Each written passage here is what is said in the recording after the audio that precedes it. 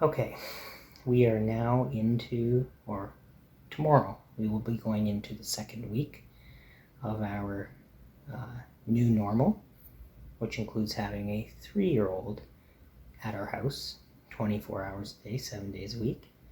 And it is, it's fascinating. I'm not gonna lie, first 3 days, I thought that I might actually die. Parents that have more of these little ones running around, good for you. You are a special kind of person.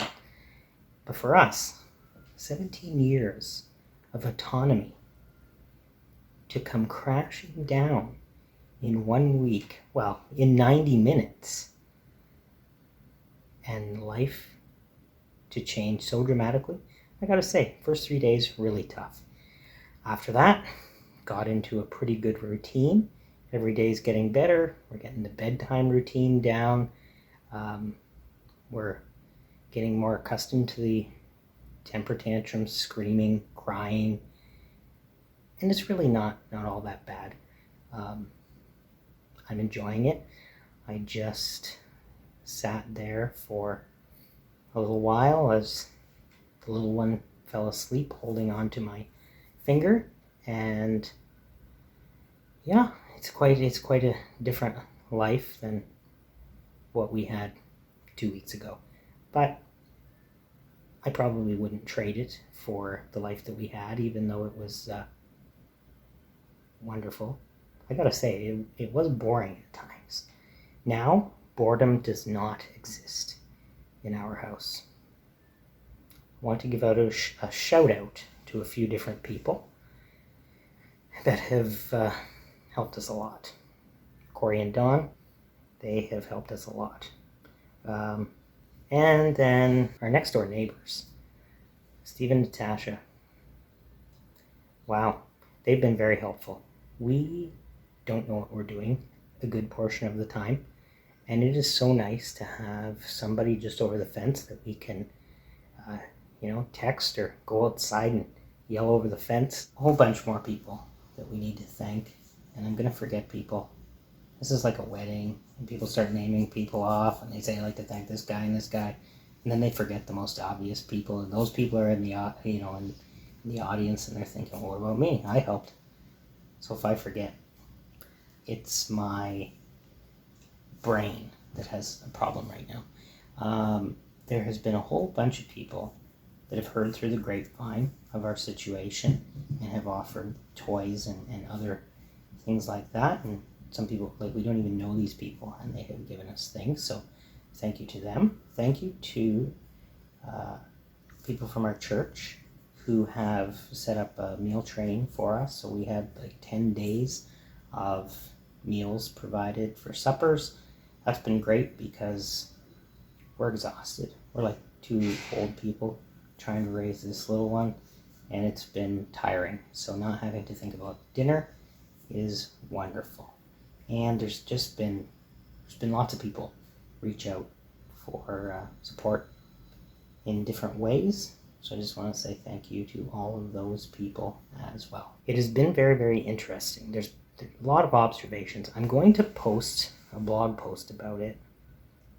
I think I'm going to post the blog post concurrently with this right now. So if you go down into the comments section or whatever, I'm going to post a link to the blog post just to give you a little bit deeper understanding of what the last couple of weeks have looked like for us, and maybe answer some of the questions, because we've been getting a lot of the same questions over and over and over. Anyway,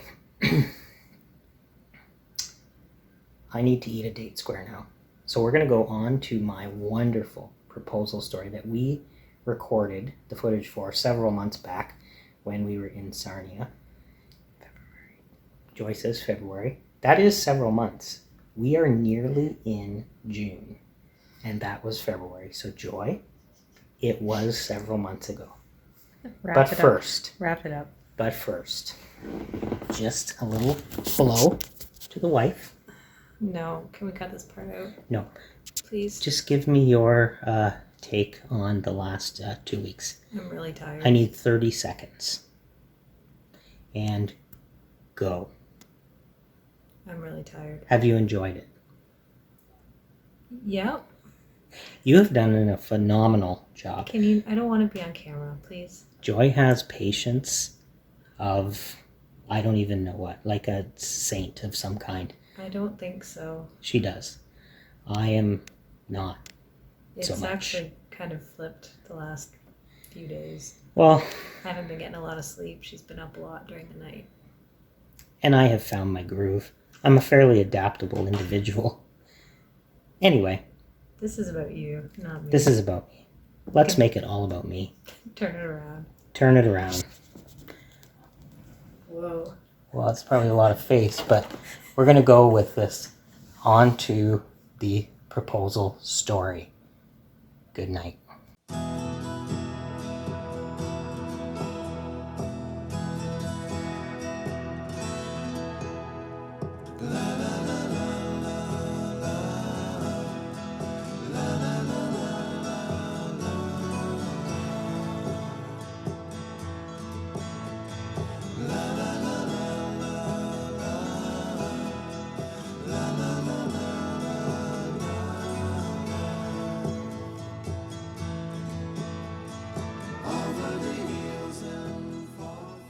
Well, this is where I proposed to Joy in a table just over that way, which currently doesn't exist anymore, in quite possibly the world's worst proposal. If we had a video clip of that, I would probably get a lot of flack for just how poorly done it was. But it was heartfelt, and 16 and a half years later, she's holding on to the camera right now. So it worked. Yes. We're rolling. Okay. So, in the location of these green mugs, right here, is where our special table was. We spent a lot of time here. I spent a lot of time here. Between what happened, Joy got a job here when she was in university, and we were dating. And so on the nights, Friday nights, Saturday nights when she was working, I would come and sit here and drink coffee and eat cheesecake while she worked. So when it came time to pop the big question, I figured what better place to do that than a place where Joy worked and a place where I hung out. We hung out together for many hours. Why did we hang out here so much when I wasn't working? Because it was Sarnia. And there was literally nowhere else to go. Okay. So Joy and I would sit at this table right there. And we would just, stare longingly into one another's eyes and have long discussions about the future. And it's funny now thinking about it that we're like 18 years or so from that time in our life.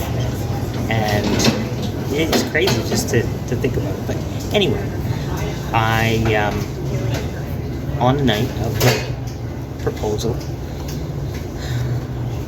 I was a bit nervous, and I was not able to compose any sort of compelling argument as to why she should marry me. I'm not even going to tell you what I said, because it was stupid. But just as all that was taking place, and I pulled the ring out, she started to cry. Her boss walks over, kind of not aware of the situation, maybe not good at reading the tears, and he said, "Hey Joy, can I switch your shift for next weekend?" And then he realized maybe he interrupted something important, and he apologized, and then we told him, and he congratulated us, and then he got us a free piece of cheesecake. Thanks, Leo.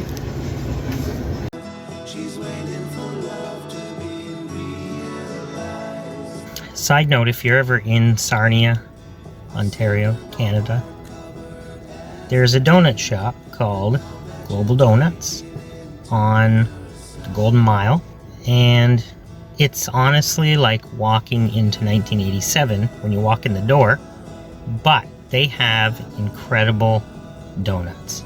They're gigantic, they make them in the store, and it's worth a stop if you happen to be in Sarnia for something.